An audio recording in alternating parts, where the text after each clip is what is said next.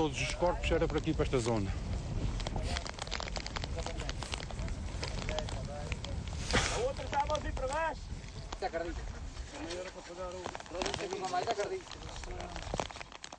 A asa esquerda bate ali, assim, e o avião fica aqui, metido naquela parede. E quando a gente chegou, os corpos estavam todos ali, naquele redondo lá embaixo, todos no monte. Portanto, a zona é aquela. É.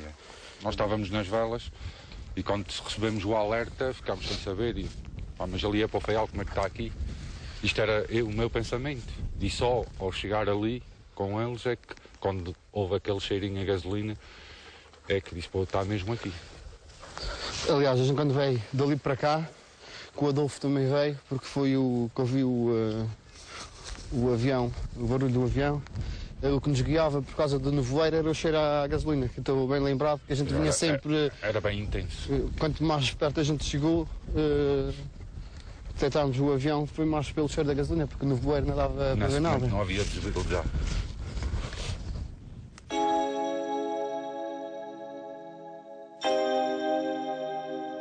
Foi decidido na circunstância fazer terminar o Congresso do Partido Socialista e nós partimos depois, através do outro avião da SAT, para São Jorge.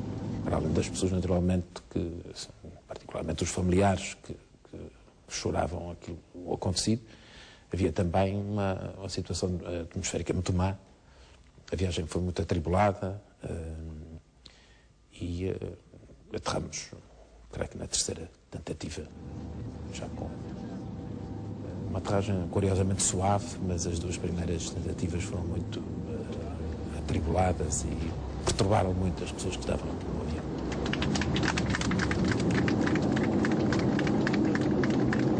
Em aproximação ao aeroporto, quando saímos das nuvens, portanto na descida, estávamos muito próximos, estávamos num nível muito baixo.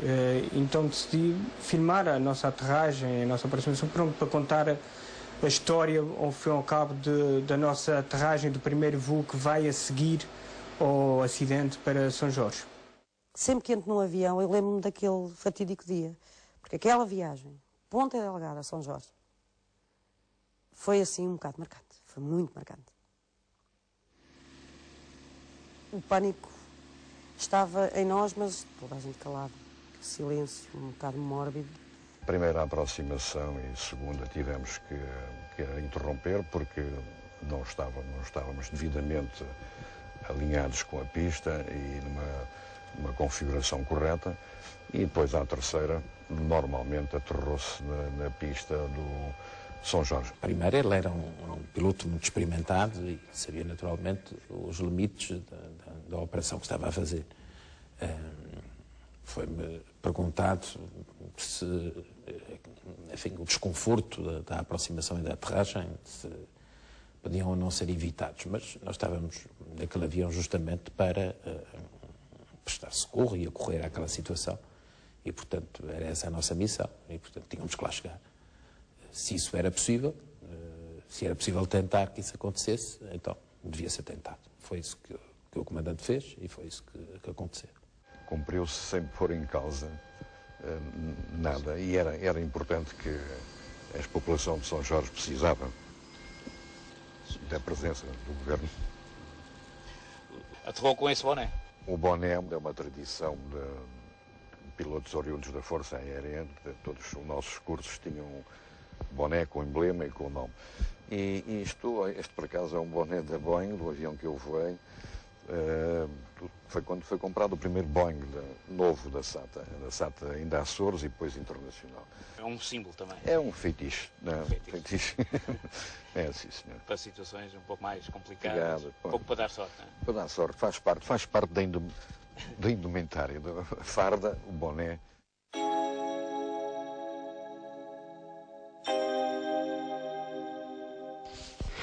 Por acaso tem pena não estar aqui com a gente o Gil e o Liso. Estes que andaram aqui. Estes andaram bem aqui. Tinham bem noção. aqui no fundo. Quer dizer, foi vocês que ficaram cá em baixo. Sempre, não, a tirar os corpos. Primeira equipa que éramos 5, depois juntaram-se a nós os bombeiros da Calheta. andávamos, acho que éramos 10, 11. era o grupo que estava sempre lá embaixo. Fazíamos este percurso de manhãzinha e só saíamos dali ao final do dia. Hoje está bem limpo. Pô, tá. Tem nada a ver com aqueles dias aqui. Comparado com aqueles dias que a gente cá teve, não houve um único dia que estivesse seco ou que estivesse limpo. Era sempre chuva, sempre nevoeiro. Vamos por aqui. Isto era a zona onde o pessoal ajudava a puxar as coisas. Estás lembrado, António?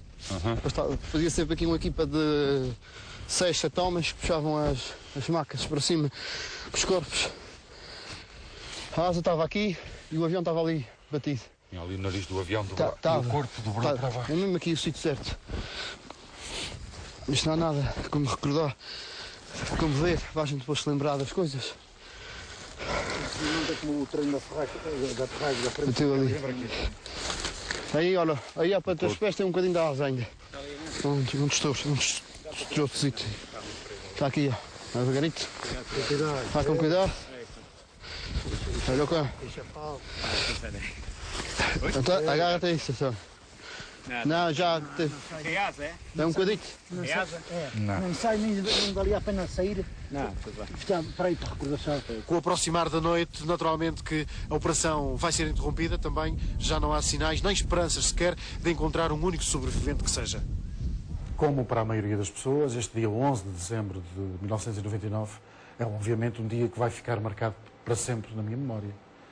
Foi uma tragédia, enfim, de dimensões que todos conhecemos. Para mim foi um dos trabalhos mais difíceis, se não o mais difícil, que tive de fazer em toda a minha carreira de jornalista, que leva quase 20 anos. E em termos pessoais foi também algo que me tocou profundamente. Eu entrei dentro de uma carrinha, juntamente com todos os reporters de imagem, e imediatamente nos dirigimos ao Pico da Esperança. Toda a gente pensava que era o Pico da Esperança, mas era ao lado do Pico da Esperança. Fiquei junto dos bombeiros voluntários, velas e calheta misturados, andávamos todos a ajudar, na recolha dos corpos que vinham onde exatamente estava o avião e toda a parte sinistrada. Aí foi difícil, porque não havia falas, ninguém falava, ninguém dizia nada. Eu fui efetivamente das primeiras pessoas a chegar ao local. Quando lá cheguei, tinha acabado de ser identificado há cerca de 1 hora o local de queda do avião. O cenário era dantesco, era um cenário de horror, uma coisa indescritível, com corpos por todo o lado, e vão-me escusar de referir pormenores, agravado pelas condições meteorológicas na altura. Ventos de 90 a 120 km/h, não se podia andar de pé, tínhamos que andar de gatas no monte até chegar ao local, a tentar chegar ao local onde estavam os destroços do avião, que estavam muito concentrados no fundo de uma ravina. O combustível do avião era imenso, era quase impossível andar numa mistura de lama, água e combustível de avião. O local onde nós estávamos tinha uma asa e um trem de aterragem, que tornava a cena, no meio do nevoeiro, um bocado sinistra.